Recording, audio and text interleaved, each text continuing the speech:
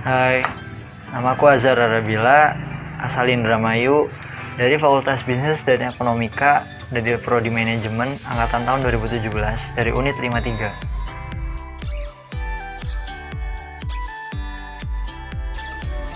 Assalamualaikum warahmatullahi wabarakatuh. Perkenalkan, nama saya Ratri Nur Hidayah dari Fakultas Psikologi dan Ilmu Sosial Budaya, jurusan Psikologi, angkatan 2017, asal Balikpapan.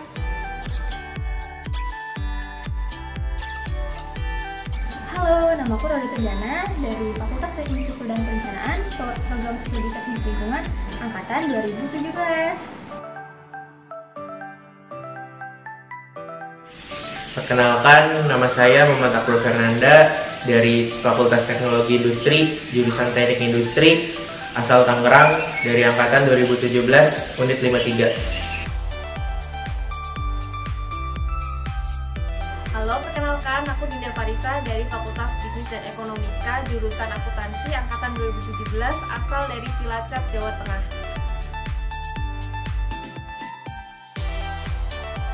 Perkenalkan, nama saya Muhammad Asmi Syafiq, Fakultas Ilmu Agama Islam, Prodi Ahwalus Syakhsiyah, asal Temanggung, angkatan 2017. Perkenalkan, nama saya Reni Dinta Bawani. Saya berasal dari Fakultas Hukum, angkatan 2017, dan asal saya dari Temanggung.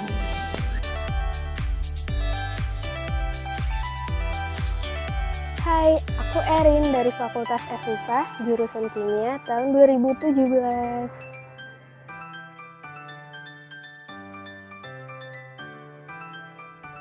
Assalamualaikum warahmatullahi wabarakatuh. Apa kabar teman-teman? Semoga teman-teman dalam keadaan sehat walafiat ya. Amin ya robbal alamin.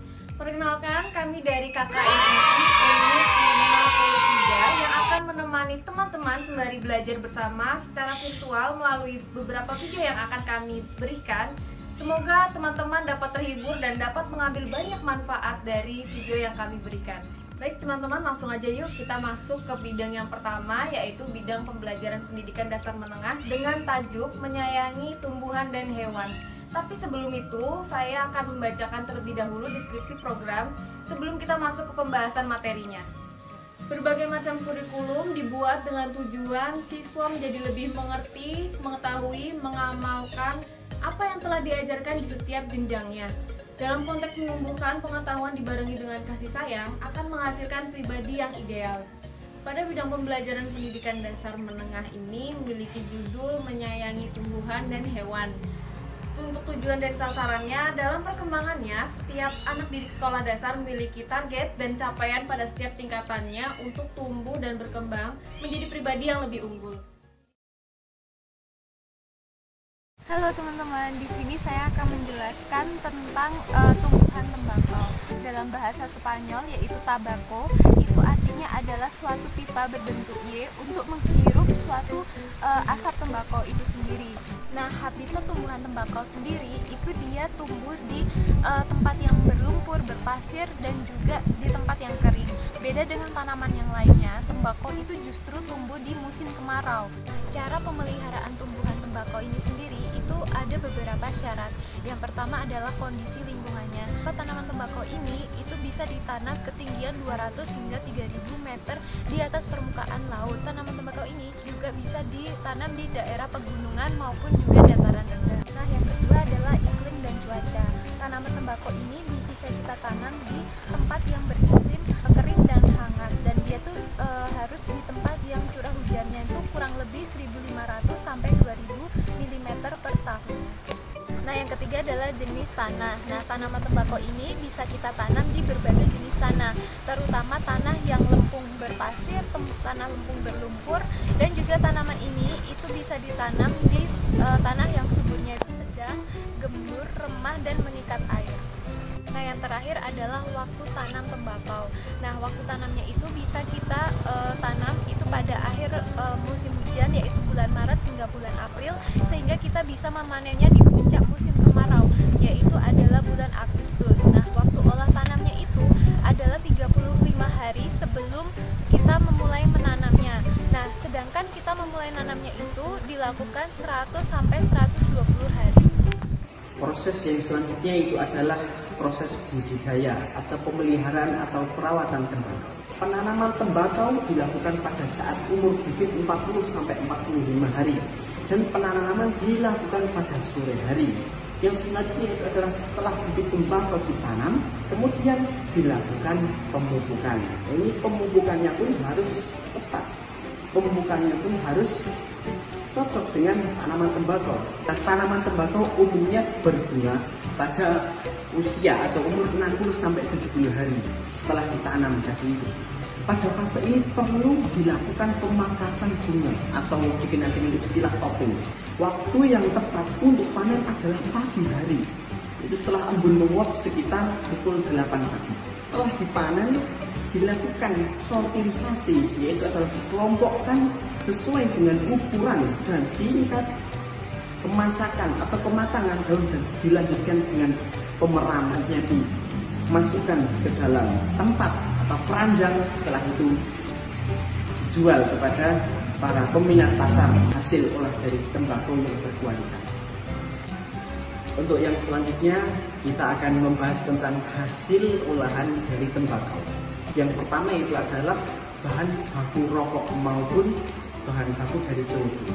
Itu menggunakan produk dari tembakau. Yang kedua yaitu sebagai penghilang embun pada kaca.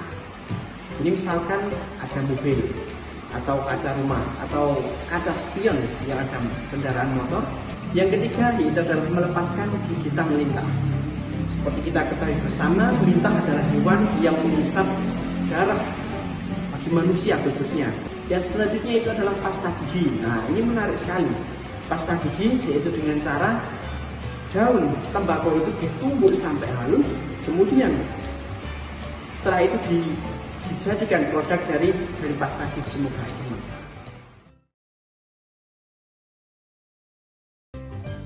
Berikutnya ada tanaman jagung. Seperti yang teman-teman bisa lihat, udah ada tampilannya nih, tanaman jagung. Selain itu, tanaman yang memiliki nama latin berupa Zemais ini memiliki kandungan yang baik seperti vitamin A, vitamin B1, vitamin C, fosfor, air, protein, lemak, kalsium, dan zat besi.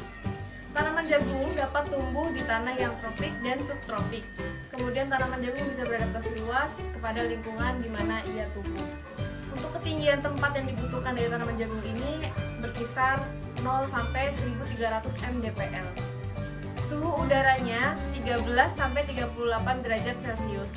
Selagi pertumbuhan, jagung membutuhkan suhu optimum 23 sampai 27 derajat Celcius. Untuk pertumbuhan dan produksi jagung memerlukan penyinaran matahari yang penuh. Tumbuhan jagung masuk ke dalam famili Poaceae dengan genus Zea dan kingdom Plantae. Selanjutnya, reproduksi tanaman jagung. Tanaman jagung bereproduksi secara generatif dan penanaman biji. Tumbuhan jagung dapat tumbuh dari hasil menanam biji yang ditanam. Selama 3-4 hari, tumbuhan jagung akan muncul pada permukaan tanah. Dan selama 3-3,5 bulan, tumbuhan jagung siap dipanen. Selanjutnya, teman-teman tahu tidak cara merawat tanaman jagung? Yang pertama, teman-teman dapat melakukan penyiraman tanaman jagung selama 1 minggu sekali atau sesuai dengan kondisi lahan yang ada dan cuaca. Yang kedua, teman-teman dapat melakukan penyiangan pada bunga atau tanaman pengganggu yang berada di sekitar tanaman. Yang ketiga, ketika umur jagung sudah lebih dari 1 bulan, teman-teman dapat menambahkan tumbuhan jagung menggunakan pupuk NPK. Mudah bukan? Ikan koi secara spesifiknya berasal dari bahasa Jepang yang berarti ikan karper, yang mana ikan koi ini menjadi simbol cinta dan persahabatan. Ikan koi memiliki nama ilmiah yaitu Cyprinus rubus-fuscus, yang mana termasuk pada dalam family Cyprinidae, memiliki kelas yaitu Actinopterygii dan juga kerajaan Animalia, filum Chordata, dan lama hidupnya ikan koi biasanya 25 tahun sampai 35 tahun. Ikan koi merupakan ikan hias yang baik hidup di kawasan beriklim sedang, yang mana ikan koi bisa kita temukan di perairan air tawar yang mana bersuhu 8 hingga 30 derajat Celcius. Ikan koi sendiri membutuhkan pakan yang mengandung nutrisi karena penting untuk pertumbuhan ikan koi. Selain pelet, ikan koi dapat diberi makan yaitu daun kelot, cacing sutra, roti, kedelai, bekicot, ganggang, jeruk, salmon, selada air, kuning telur, dan bahkan bayam dan kangkung. Ikan koi melakukan reproduksi secara eksternal dengan ikan jantan dan ikan betina melakukan pendekatan yang lalu nanti ikan betina akan masukkan koi. Berikut saya akan menjelaskan tentang perawatan ikan koi dalam kolam ikan. Yang pertama, pilihlah kolam ikan yang tepat. Jangan lupa memasang filter air, memberi tanaman pada kolam, pilihlah bibit ikan koi yang sehat, pilihlah pelet yang berkualitas, dan terakhir, berilah nutrisi ikan yang baik. Teman-teman pasti tahu kucing kan? Nama latin kucing yaitu Felis sylvastracatus atau lebih sering dikenal dengan kucing rumahan. Teman-teman tahu nggak sih habitat kucing di mana? Habitat kucing yaitu di daratan, yaitu di daerah sabana, hutan, dan stepa. Kucing sering ditemukan di setiap daratan. Nah, teman-teman tahu nggak sih makanan kucing itu apa? Makanan kucing merupakan daging, karena kucing merupakan hewan karnivora. Kucing berkembang biak dengan cara vivipar atau melahirkan, karena biasanya hewan mamalia seperti kucing itu berkembang biak dengan cara vivipar. Kucing itu masuk ke dalam kingdom mamalia dan ordo karnivora. Tahu nggak kenapa kucing masuk dalam ordo karnivora? Jadi, kucing masuk dalam ordo karnivora itu karena kucing merupakan hewan pemakan daging. Di sini aku akan membagikan tips dan trik cara merawat kucing yang baik dan benar. Yang pertama, kalian harus memberi makan kucing dengan gizi yang baik. Yang kedua, mandikanlah kucing kalian itu sesering mungkin. Ya minimal seminggu sekali lah, atau 2 minggu sekali kucing kalian itu dimandiin. Terus yang ketiga, ajak kucing kalian bermain-main. Nah, kenapa sih kalau kucing itu perlu diajak main? Perlu dong, karena biar kucing kalian tidak merasa stres. Atau yang keempat, ajari kucing kalian itu perilaku yang benar. Perilaku yang benar tuh yang kayak gimana sih? Nah, kalau bisa, sejak kucingnya masih kecil tuh udah diajarin kalau buang air besar dan buang air kecil itu di tempat yang sesuai. Nah, gimana? Udah paham kan?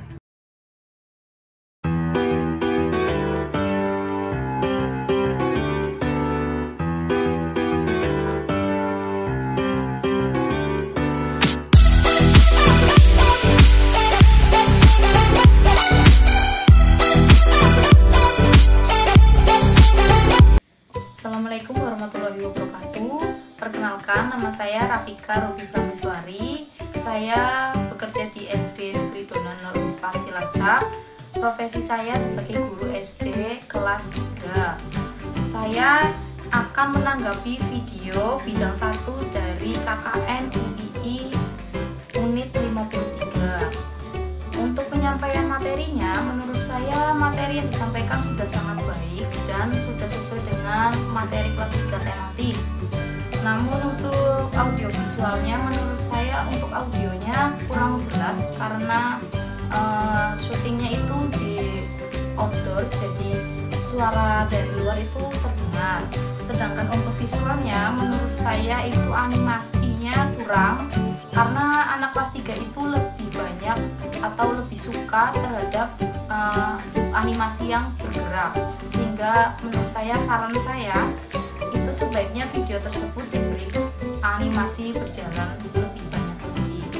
Untuk harapan dari video ini adalah dapat membantu anak-anak kelas 3 untuk dapat memahami materi, dan semoga video tentang materi kelas 3 tentang menyayangi dan merawat tumbuhan ini lebih banyak lagi, karena ini sangat membantu untuk guru-guru dalam memberikan pembelajaran di masa seperti ini. Sekian dari saya. Wassalamualaikum warahmatullahi wabarakatuh.